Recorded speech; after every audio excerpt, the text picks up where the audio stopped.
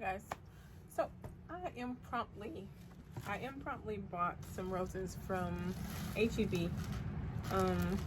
And this one is a hybrid tea. This is my first hybrid tea variety. It's the medallion. I'm going to pot it up in this pot to match the other roses and pop it out into the garden, because I noticed that because these don't have flowers on them, I don't take care of these at all. I let them sit out in the rain, I let them sit out in the freeze, and whatever happens happens. So I'm gonna pot this up, but I wanted to kind of like bring you guys this extra video just because I want to document it. But yeah, so I started pulling off the paper, as you can see, and then I'm like, oh wait, let me XYZ.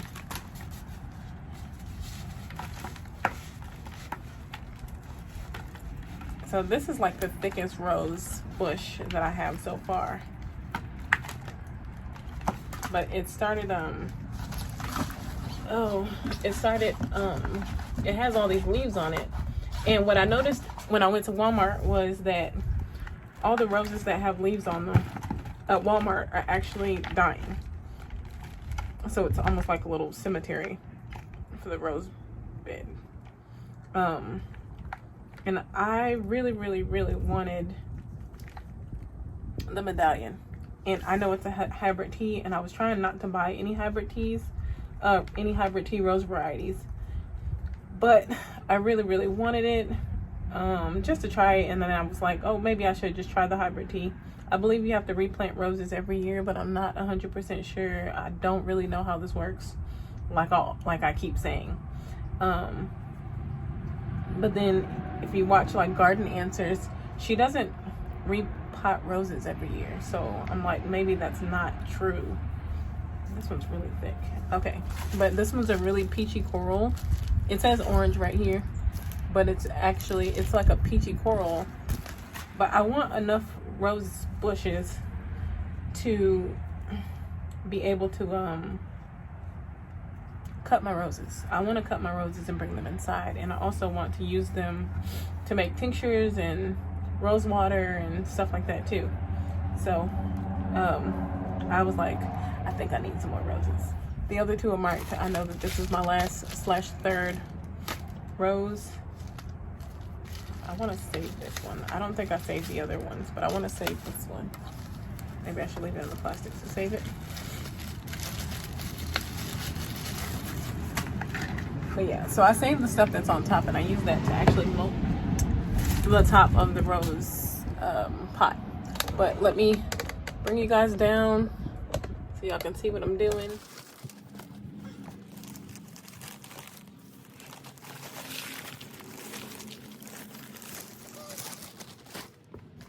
Get a little bit of that stuff and put that in there. So HEB had some rose soil with their roses. However, I haven't seen potting rose soil for a pot yet, so I chose not to get that.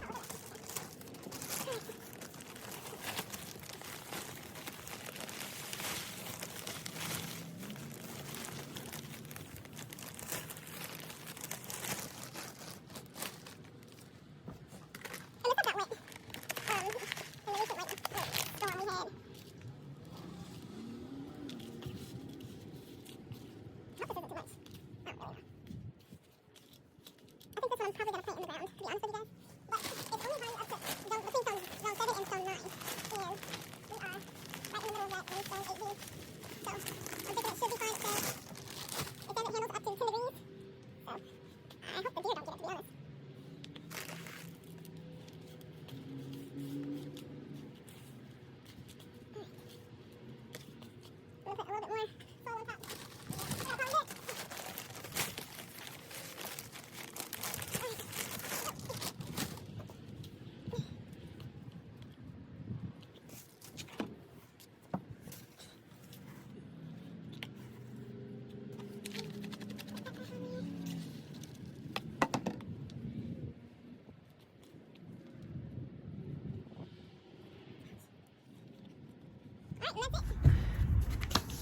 Okay. I think I'm gonna go to my property and drop off my rose bins, and I guess maybe I'll bring you guys along so you can see the garden. Let me give you guys a view of what the roses are looking like now after I potted them up. They look so good, you guys. Aren't these gorgeous? Like, this one needs to be dead-headed, but I'm leaving it there for now. But yeah, that's it. Alright, you guys, I previously filmed a garden tour before. However, I didn't post it, but I'm gonna go ahead and post this one. This is my garden entrance right here. I was thinking about having the roses grow on this side over this arbor that I made. This is the color scheme of the garden here. As you can see, it's all slushy. I don't know if we live in a floodplain or a flood zone. I keep getting them confused, but it's the one that's not illegal to build on. So these right here, I bought these like dying plants for like $2, and they stayed alive until the freeze, and that's what killed them. I'm gonna put strawberry plants in those, but this is the entrance. I want to put a brick area here. So it flooded because there was a stream of water during the last like freeze / all the days of rain we had. So there's a stream right coming through this way, and it pooled right here. But because it didn't have anywhere to go, it started coming this way and going that way. So anywho, so then it was also coming into the garden area. So, all right. So this is the garden area. It's very, very small. My husband told me to expand the garden, so I'm gonna do that. But where you see this big pile of thorns right here, I'm gonna plant trees and whatnot over on this side, so it'll be a part of the front yard. Then there's gonna be a little divider right here, and then on this side will be my tomato beds. In the summertime, it gets really, really hot in this area. Like, the sun is like beaming down. So I'm gonna plant like short garden beds in here. I just dropped off the pallets and these bags of leaves. I'm extremely tired, but I needed to get the stuff out of the back of my truck so that I can get my truck washed. Okay, so but yeah, so it's a really, really small, tight area. I just wanted to let you guys see what I was working with. I started a compost bin in the previous pallets that I had dropped off before. So there's leaves in there that I raked up from the property. My husband said he doesn't want leaves on the ground, which I understand why. I don't agree with the concept, but I understand why, and I'm respecting that.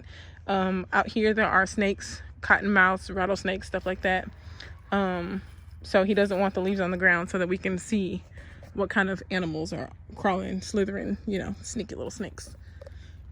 So yeah, so the garden will extend to this tree. He told me to extend it past the tree to that next big tree that's right here. He told me to extend it that way, but I'm gonna start off building in this little area first, and it's not a lot of space. And then over here, same thing. Right here is where my chicken coop will go. As you can see, I stopped building it.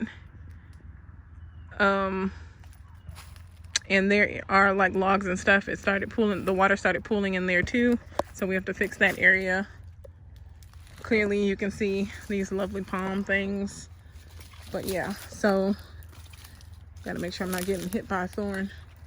These things are terrible right here. But yeah, so all this, garden beds, walkways. I'm gonna put a greenhouse in this area where this pool is. So that pool started because an armadillo dug a hole there, a very, very deep hole, and so it filled with rain, and that's that story. I just put this bird feeder right here because the last time I was out here, when I started talking, the birds started flying in, so I wanted to feed the birds. I gotta figure out a situation for all of this stuff. We're gonna cut down a couple more trees, a lot more trees actually. This is my peach tree. I want another one. I'm excited to see what this one does, if it does anything. I don't know how old it is, but we'll cross that bridge when we get there. My creeping Jenny, is it still alive? Yeah, it is. All right, I put that in there temporarily. I have to dig it up because I don't want that to continue growing in there. But yeah, so when I moved, we just kind of dropped off all the plants that I was growing in containers from the previous property out here and just let everything kind of go. And then I would come out and harvest whatever could be harvested left over.